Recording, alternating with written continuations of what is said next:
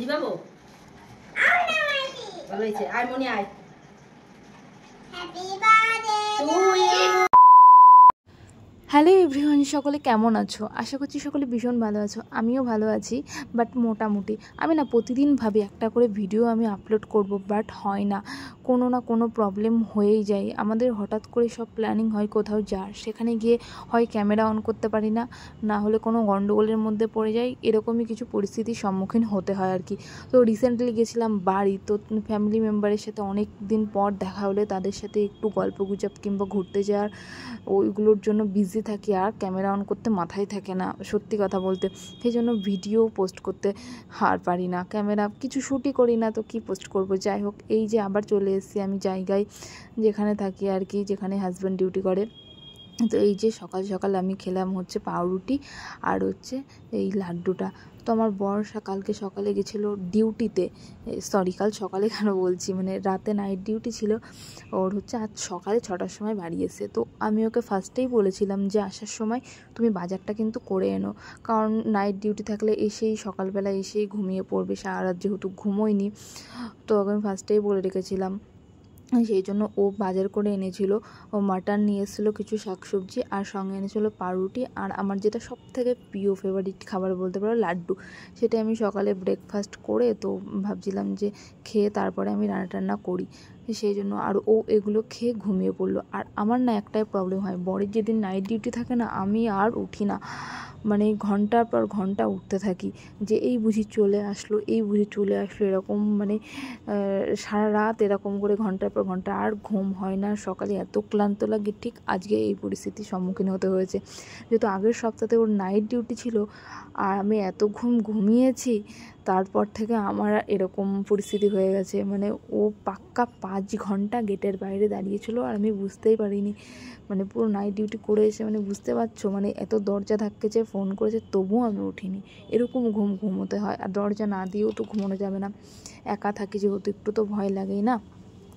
তো এই যে আমি খাওয়া দাওয়া করে তারপরে হচ্ছে এই মশলাগুলো আমি সব বানিয়ে ফেলেছিলাম। এখানে বেগুন দিয়ে শাক বানাবো, সেই জন্য কেটে রেখেছি, পেঁয়াজ কুচি, আলু, মশলা সব বানিয়ে রেখেছি। আর হচ্ছে রান্না করার টাইমে না সব কিছু আগে আমি এরকম বানিয়ে রাখলে আমার রান্না করতে খুব সুবিধা হয়। এখানে পালং শাক ভিজিয়ে রেখেছি, ওই যে বেগুন দিয়ে বানাবো সেই জন্য।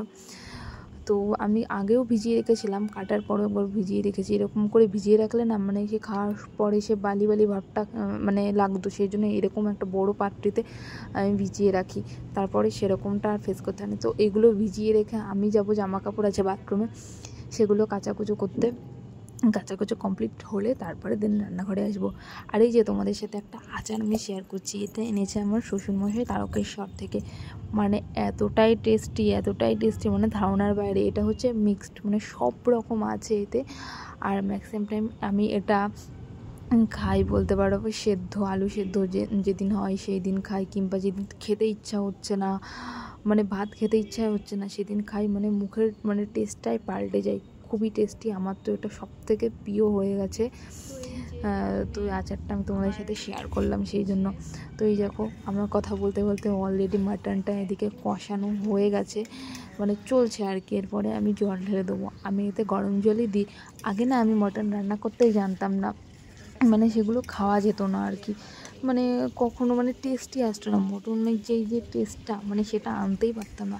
এখন তাও মোটামুটি রান্না করতে পারি, খুব একটা যে খুব সুন্দর একেবারে যে ভালো পারি সেরকমটা নয়, মোটামুটি খাওয়া যায় এরকম একটা ব্যাপার। তো এই যে আলুগুলো আমি এখনও দিইনি, একটু পরে দিয়ে দেবো।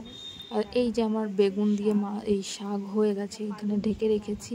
এখন প্রায় বাজে বেলা হচ্ছে 2:30 নাগাদ, মানে মাঝে আমি জামা কাপড় কাচতে অনেকটা টাইম লাগিয়েছিলাম, সেই জন্য রান্না করতে লেট হয়ে গেছে। আর ঘরটা পরিষ্কার করছিলাম, আর ও এখনও ঘুমোচ্ছে। মানে তারপরে তোমাদের সাথে একটা ভিডিও আমি শেয়ার করছি। বাড়ি গেছিলাম, বলেছিলাম যে শাশুড়ির জন্মদিনের কিছু ক্লিপ আমার কাছে ছিল, ক্লিপ বলতে অল্প কিছু।